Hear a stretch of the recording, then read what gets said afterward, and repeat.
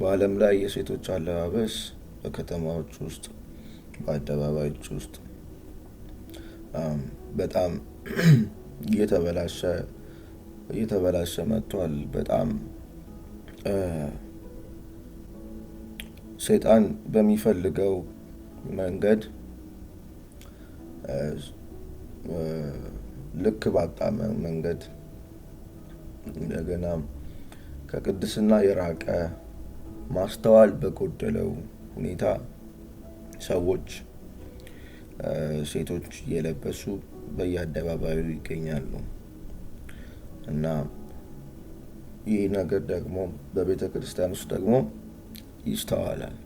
በቤተ ክርስቲያኖች ውስጥ መጽሐፍ ቅዱስ ሲናገር ቲቶ ላይ ምዕራፍ 2 ላይ ቁጥር 3 እንዲሁም አሮጊቶች ሴቶች አካሄዳቸው ለቅዱስ አገልግሎት የሚገባ የማያሙ ለብዙ ወይን ጠጅ የማይገዙ በጎ የሆነውን ነገር የሚያስተምሩ ይሁኑ። ከዛ ቁጥር 4 ላይ እንደዚህ ይላል፣ ቆነጃጅትም የእግዚአብሔር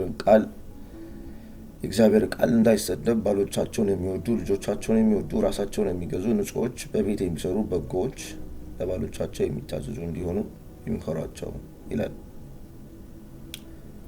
እና በዚሁ ምዕራፍ ላይ ቁጥር 11 ላይ እንዲህ ይላል፣ ሰዎችን ሁሉ የሚያድን የእግዚአብሔር ጸጋ ተገልጧልና ይህም ጸጋ ይላል ኃጢአተኝነትን ዓለማዊ ምኞትን ክደን የተባረከውን ተስፋችን እርሱም የታላቁን የአምላካችንንና የመድኃኒታችንን የኢየሱስ ክርስቶስን ክብር መገለጥ እየጠበቅን ራሳችንን በመግዛትና በጽድቅ እግዚአብሔርን በመምሰል በአሁኑ ዘመን እንድንኖር ያስተምረናል ይላል። በቤተ ክርስቲያን ውስጥ በጣም የሳሳ ልብስ፣ ሁለተኛ ደግሞ መሸፈን ያለበትን የሰውነት አካል በማይሸፈን በጣም ባጠረ ከላይ ደግሞ በጣም አጭር በሆነ ሰውነትን ገላልጦ በሚያሳይ ልብስ አለባበስ፣ እንደገና ደግሞ በጣም የተወጠረ ልብስ በመልበስ ፈር የለቀቀ አለባበስ ይታያል። ይሄ በውጭ በደንብ ይታያል፣ ግን ደግሞ በቤተ ክርስቲያን መታየቱ ደግሞ ይህ በጣም ያሳዝናል። ግን መጽሐፍ ቅዱስ እንደሚናገር ወንጌል እንደሚያስረዳው ሰው መቀየር ያለበት ወንጌል ነው የሚቀይረው። እግዚአብሔር ወንጌል ሙሉ በሚሰበክበት ሰዓት በአንድ ቤተ ክርስቲያን ውስጥ ይህ ጸጋ ምን እንደሆነ የሚያድነው ጸጋ ምን እንደሚያደርግ ምን አይነት ጸጋ እንደሆነ በሙሉነት የክርስቶስ ኢየሱስ ወንጌል በሙሉ ኃይል ቤተክርስቲያን በምትሰብክበት ሰዓት በሙሉ ኃይልና ሳትቀንስ ሳትቆርጥ ሙሉ እግዚአብሔር እንደሚፈልገው እግዚአብሔርን ሐሳብ በምትሰብክበት ሰዓት ይህ ወንጌል ሰውን ይቀይራል።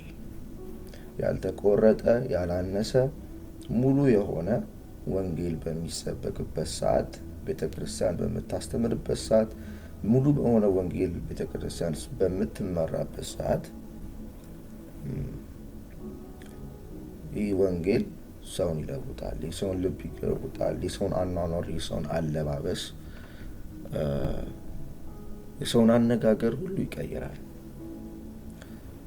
እና ቤተክርስቲያን ውስጥ ደግሞ መጽሐፍ ቅዱስ እንደሚናገረው ቲቶ ላይ አሁን እንዳነበብ ነው አሮጊቶች ደግሞ ኃላፊነት ተሰጥቷቸዋል። ምን በማድረግ አሮጊቶች በፊት ቆነጃጅት የነበሩ አሁን እናቶች የሆኑ አሁን አያቶች የሆኑ አካሄዳቸው የሚገባ ለቅዱስ አገልግሎት የሚገባ በማድረግ ባለማማት ለወይን ጠጅ ባለመገዛት በጎ የሆነውን ነገር ማስተማር የሚችሉ ሊሆኑ እንደሚገባቸው መጽሐፍ ቅዱስ ያስረዳል። እኚህ አሮጊቶች እኚህ እድሜያቸው ከፍ ያሉ ሰዎች ቆነጃጅቶች በእነዚህ እንዲማሩ ቆነጃጅቶች የእግዚአብሔር ቃል እንዳይሰደብ ባሎቻቸውን እንዲወዱ፣ ልጆቻቸውን እንዲወዱ፣ ራሳቸውን እንዲገዙ፣ በቤት እንዲሰሩ፣ በጎ እንዲሆኑ፣ ለባሎቻቸው እንዲታዘዙ፣ ለእግዚአብሔር ቃል እንዲታዘዙ እኛ አሮጊቶችን መጽሐፍ ቅዱስ እንደሚለው እግዚአብሔር ኃላፊነትን ሰጥቷቸዋል። ሙሉ ወንጌል በሚሰበክበት እንደገናም ደግሞ እናቶች፣ አያቶች እድሜያቸው ከቆነጃጅነት ከወጣትነት አለፍ ያሉ ሰዎች ራሳቸውን ለጌታ በመስጠት በሚገባ ኑሮ እያስተማሩ ጥሩ ምሳሌ የሆኑ እንዲኖሩ መጽሐፍ ቅዱስ ያስተምራል።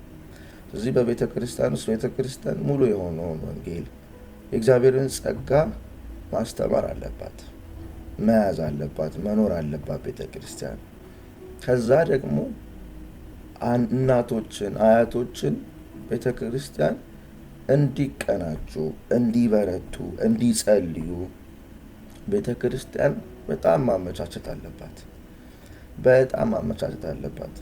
ለእናቶች አያት ለሆኑ እድሜያቸው ከፍ ብሎ በቤተ ክርስቲያን ውስጥ በተለያየ መንገድ ውስጥ ሊያገለግሉ የሚችሉ ወይ ደግሞ እያገለገሉም ያሉ እናቶች፣ ትላልቅ ሴቶች በጣም ራሳቸውን እንዲያቀናጁ፣ ህብረት እንዲኖራቸው፣ እንዲጸልዩ፣ አገልግሎት ላይ እንዲበረቱ፣ እግዚአብሔርን በደንብ ወደው በእግዚአብሔር ቃል ተሞልተው በጸሎት ተሞልተው በቤተ ክርስቲያን ውስጥ እንዲጠነክሩ ቤተ ክርስቲያን ለእነዚህ ሰዎች ቦታ መስጠት አለባት፣ ስፍራ መስጠት አለባት፣ ዋጋ መክፈል አለባት ቤተ ክርስቲያን። ምክንያቱም እነዚህ ሰዎች አንድ እንደ ሰውነታቸው፣ እንደ ኑሯቸው፣ እንደ እድሜያቸው ብዙ ነገርን እንዳሳለፉ ሰዎች እንደ ሰውነታቸው እግዚአብሔርን በእግዚአብሔር ቃል መበርታት አለባቸው፣ መጸለይ አለባቸው። እንደማንም ሰው ቤተክርስቲያን ውስጥ መበርታት እንዳለባቸው። ከዛም ባለፈ ደግሞ እነዚህ ሰዎች አሁን ያሉትን ቆነጃጅቶችን፣ ወጣቶችን በተለያየ ቦታ ላይ ያሉ፣ በተለያየ ስራ ላይ፣ በተለያየ አካሄድ ውስጥ ያሉ ሴቶችን ትክክለኛውን መንገድ እንዲመሯቸው፣ እንዲመክሯቸው፣ እንዲያስተምሯቸው፣ ኑሯቸውን ደግሞ በማሳየት ቅዱስ ኑሯቸውን በማሳየት በዛ ኑሮ ውስጥ ምሳሌ እንዲሆኑ መጽሐፍ ቅዱስ ያሳያል። እና እኒህ ትላልቅ ሴቶች ዓለምን መምሰል ሳይሆን ወይ ደግሞ ቆነጃጅቶችን እነሱን ለመምሰል ትግል ውስጥ መግባት አይደለም ያለባቸው። የእግዚአብሔርን ቅዱስ ኑሮ ለመኖር፣ በእግዚአብሔር ሐሳብ ውስጥ ለመኖር፣ በእርጋታ ውስጥ ለመኖር፣ በእግዚአብሔር ሞገስ ውስጥ፣ በእግዚአብሔር ጸጋ ውስጥ በመኖር፣ በእግዚአብሔር እውነተኛ እምነት ውስጥ ጸንቶ በመኖር የእግዚአብሔርን ሐሳብ እንደሚበልጥ፣ የእግዚአብሔር የጽድቅ ኑሮ እንደሚበልጥ፣ የእግዚአብሔር የቅድስና ኑሮ እግዚአብሔርን መታዘዝ ዋጋ እንዳለው መጽሐፍ ቅዱስ እንደሚናገረው በትክክለኛው መንገድ የኖሩ ሴቶች ዋጋ እንዳላቸው፣ እግዚአብሔርን መታዘዝ፣ ትህትና፣ የዝግታ መንፈስ ደግሞ በእግዚአብሔር ፊት ትልቅ ዋጋ እንዳለው መጽሐፍ ቅዱስ እንደሚናገረው ይህንን ህይወት ይዘው ቆነጃጅቶችን ሊፈተኑ ከሚችሉበት ህይወት ፋሽን ተብሎ አሪፍነት ተብሎ ሊከተሉ ወይ ደግሞ ሊፈተኑ ከሚችሉበት ነገር እንዲያድኗቸው፣ እንዲያወጧቸው የእግዚአብሔር ትልቅ ሐሳብና የእግዚአብሔር ፈቃድ እንደሚበልጥ፣ እንደሚሻል፣ በዛ ውስጥ ደስታና ሰላም፣ እረፍት እንዳለው፣ ጽድቅ እንዳለው እንዲያሳውቋቸው ቤተ ክርስቲያን የወንጌል ኃላፊነት ቤተ ክርስቲያን እናቶችን፣ ትላልቅ ሴቶችን እድሜያቸው ከቆነጃጅቶች ያለፉትን፣ ከወጣትነት ያለፉትን እንድታበረታታ መጽሐፍ ቅዱስ ያስተምራል። እነዚህ ሰዎች አብረው ህብረት ማድረግ አለባቸው። የእናቶች ህብረት መኖር አለበት። የሴቶች ህብረት መኖር አለበት። እነዚህ እድሜያቸው ከፍ ያለ ከወጣትነት ያለፉ ሰዎች ትልቅ ኃላፊነት አለባቸው። የወደፊቱን ትውልድ ሴቶችን፣ ወጣቶችን ሼፕ የማድረግ እግዚአብሔርን የማሳየት ኃላፊነት አለባቸው። አንድ ይሄ ነው። ግን ይሄም ሁሉ እንዳለ አንድ ሰዎች ላይሰሙ ይችላሉ። እንግዲህ የተሰበከ በብርቱ የእናቶች ህብረት፣ በብርቱ ሴቶች ህብረት ውስጥ ቤተ ክርስቲያን እየተገለገለች ያለ ብርቱ የሴቶች ህብረት ባለበት ቤተ ክርስቲያን ውስጥም ወንጌል በትክክል በሚሰበክበትም ቤት ውስጥ ሴቶች የዓለም ህይወት አሸንፋቸው ፋሽን ይበልጣል በማለት ራሳቸውን አሳምነው ልባቸውን እልከኛ ሊያደርጉ ይችላሉ። በዚህም የተነሳ ሴቶች የተለያየ የማይገባ አለባበስን ይዘው ሊኖሩ ይችላሉ። ሌላው ደግሞ በምክንያት ደረጃ ከሚሰሙት ነገር ውጪ ከሚውሉበት ነገር ከተለያዩ ከጓደኞቻቸው ከሚያዩት ቲቪ ላይ፣ ፊልም ላይ፣ በብዙ ሶሻል ሚዲያ ላይ ከሚያዩት ኢንፍሉዌንስ የተነሳ ሴቶች ይህን አለባበስ ፋሽን ነው በሚል ሁኔታ ይመቻል በሚል ሁኔታ ሰው ሁሉ ያደርገዋል በሚል ሁኔታ ሁሉም እንደዚህ ያደረገ ነው በሚል ሁኔታ ሴቶች በዛ ኢንፍሉዌንስ ተደርገው ይለብሳሉ። ግን ሁሌም ፐርፌክት ላይሆን ይችላል። ሁሌም ቤተክርስቲያን ውስጥ እምቢ የሚል ሰው ይኖራል፣ አልሰማ የሚል ይኖራል፣ አልታዘዝም የሚል ይኖራል። ግን ቤተክርስቲያን ማድረግ የምትችለውን ማድረግ ትችላለች። ቤተክርስቲያን ኃላፊነቷን መወጣት ትችላለች። ቤተክርስቲያን ማድረግ ያለባትን ካደረገች በኋላ ሰው እምቢ ቢል ሰው ራሱን ያንን እምቢ ያለውን ሰው እግዚአብሔር ያናግረዋል። ግን ብዙ መቀረፍ የሚችሉ ብዙ መሻሻል የሚችሉ ነገሮች በሴቶች አለባበስ ዙሪያ አለ ብዬ ማምነው። ቤተክርስቲያን በጣም መበርታት ሲኖርባት ስትበረታ ይህን ነገር በጣም መሻሻል ይችላል። ቤተክርስቲያን ሳትቀንስ እግዚአብሔርን ቃል በሙሉ ቤቲንግ አሁን በየአይነቱ ሰው ምግብ ኑትሪሽን ውሰዱ ይባላል እና የእግዚአብሔርን ቃል ደግሞ በቤተ ክርስቲያን ውስጥ ትምህርት መሰበክ አለበት፣ ስብከት መሰበክ አለበት፣ ትምህርት መኖር አለበት፣ ጸሎት መኖር አለበት፣ ህብረቶች መኖር አለባቸው እና ትክክለኛ ሰዎች ደግሞ በትክክለኛ ቦታቸው መቀመጥ አለባቸው። በጸሎት በመምራት ውስጥ መግባት ያለባቸው ሰዎች መሆን አለባቸው እና በእርግጥ ይሄ ነገር የሰይጣን ምክር አለበት፣ የሰይጣን ሀሳቦች አሉበት። ሴቶች እንደዚህ የሚለብሱበት ምክንያት ሰይጣናዊ ነው። በውጭው ዓለም ኤክስፕሬሽን ኦፍ ፍሪደም ይሉታል። ፍሪደማችን ነው በሚል መገላለጡ ፍሪደም ነው። ሞደስቲ ሳይሆን ቅድስና ሳይሆን በጎነት፣ መልካምነት፣ ስርዓት መያዝ ሳይሆን ተጨቁነናል።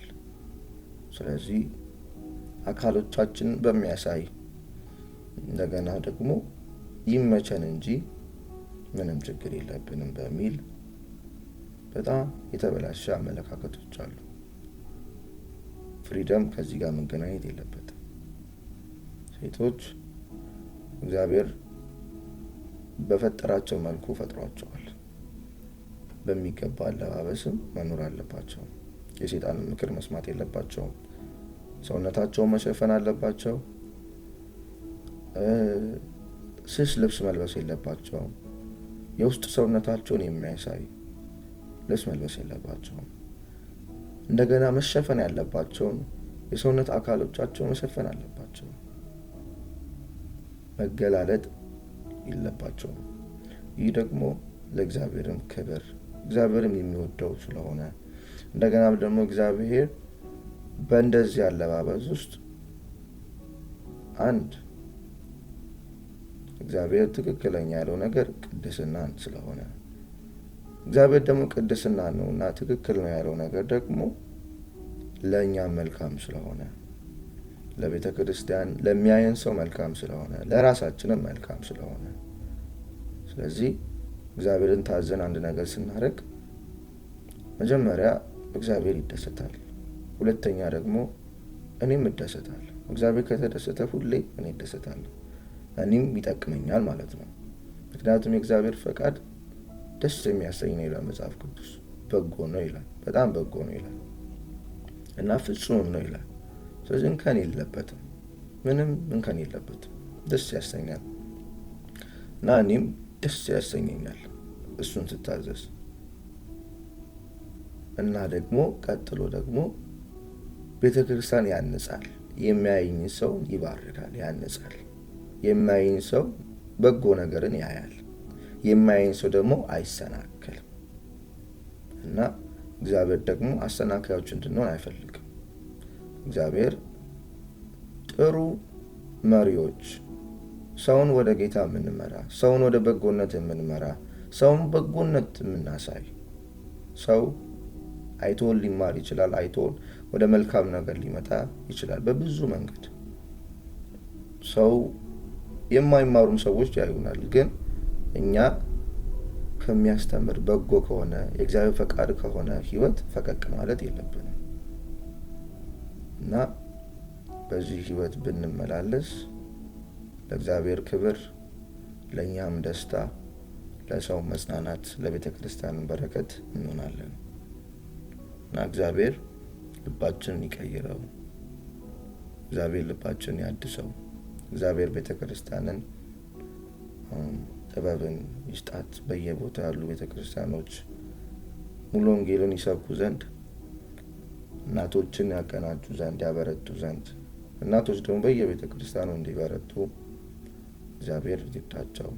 ከወነጃጅትም ደግሞ መመላለስ ባለባቸው መንገድ እንዲመላለሱ፣ መልበስ ባለባቸው መንገድ እንዲለብሱ፣ ዓለም እንዳያሸንፋቸው፣ የዓለምን ስብከት እንዲገለጥላቸው፣ ዓለምንና የእግዚአብሔርን ነገር መለየት እንዲችሉ ይህ ጸጋ ደግሞ ተገልጧል ይላል መጽሐፍ ቅዱስ።